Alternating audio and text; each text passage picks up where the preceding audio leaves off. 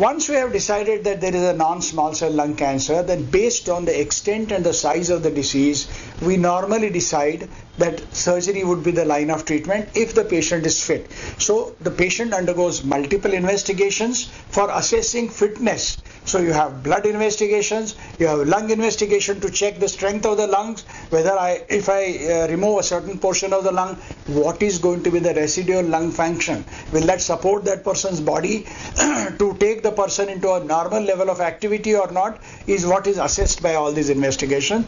Whether the heart will be able to bear this kind of an exercise.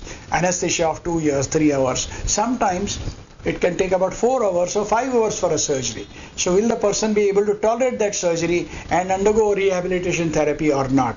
So all this is done by extensive preoperative investigation.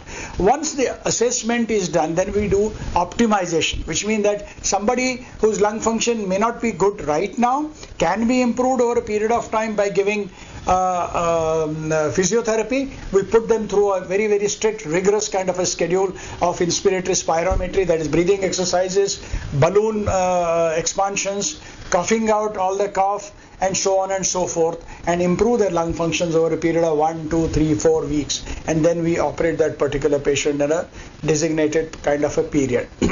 Some of these tumors are fairly large, where the tumor size is not really ideal. If you operate at that particular time, you may need to take a very large portion of the lung, or you may not be able to take out the entire tumor at all.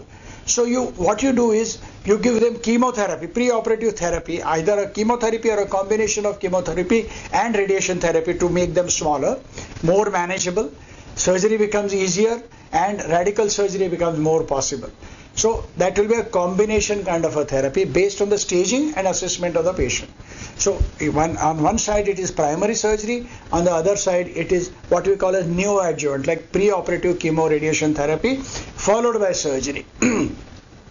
Extent of surgery will depend upon the size of the disease, location of the disease. So it could be taking, in a very old man, if you have to take only a small portion, it is called a wedge resection.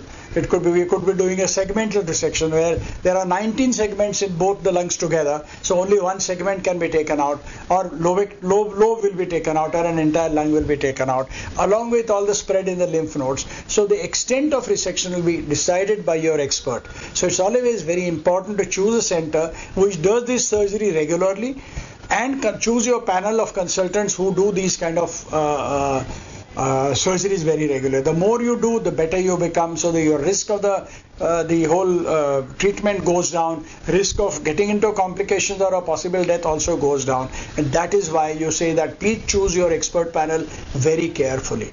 Fortunately, in our country, you can reach a major center which is experienced in these kind of treatments within 200 kilometers from any place of residence in this vast country of 138 crore people.